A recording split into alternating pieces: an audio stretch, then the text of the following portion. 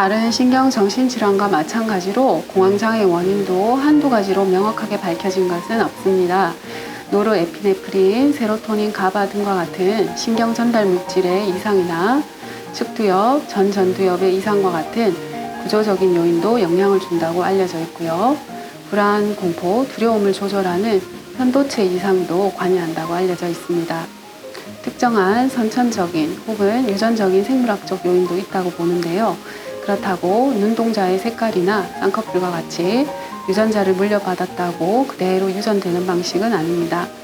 공황장애의 발생 가능성을 높이는 어떤 성향이 유전되는 것이 아닐까 보고 있습니다. 공황장애 환자의 가족이나 가까운 친척 중에서 공황장애가 나타나는 발생률은 일반 인구에 비해서 10배 가까이 더 높은 것으로 알려져 있는데요.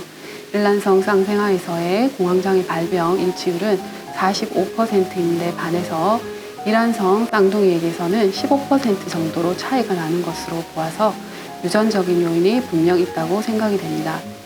어린 시절의 환경이라든가 지속적으로 누적된 스트레스, 강한 충격 등과 같은 심리 사회적인 요소들도 공황장애를 유발할 수 있는 주요한 요인이 됩니다. 일반적으로 공황을 경험하는 사람들은 심장 박동의 증가나 숨가쁨, 어지러움과 같은 신체 증상을 더 두려워하는 경향이 있습니다.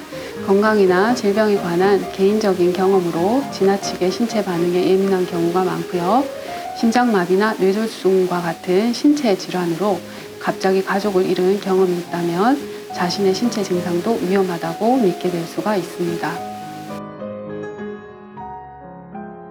네, 주로 정신과에서는 약물 치료를 하는데요. 대표적인 약물로 세로토닌의 재흡수를 막아서 세로토닌 농도를 올려주는 항우울제와 벤조디아제핀 계열의 항불안제를 병행하는 경우가 많습니다.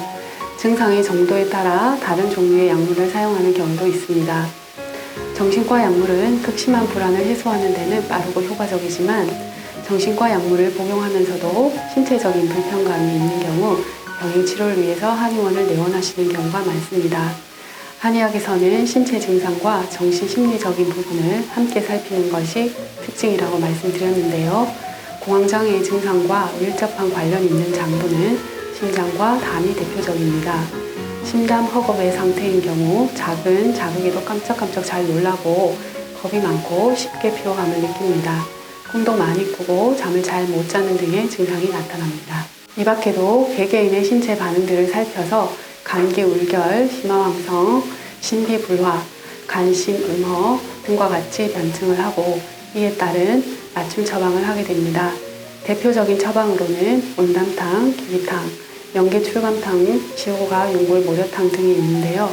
한약의 장점이라고 한다면 불안을 줄여주는 것만이 아니라 신체 전반적인 문제를 편안하게 함으로써 몸과 두뇌의 균형 상태를 회복시켜주는 데 있습니다.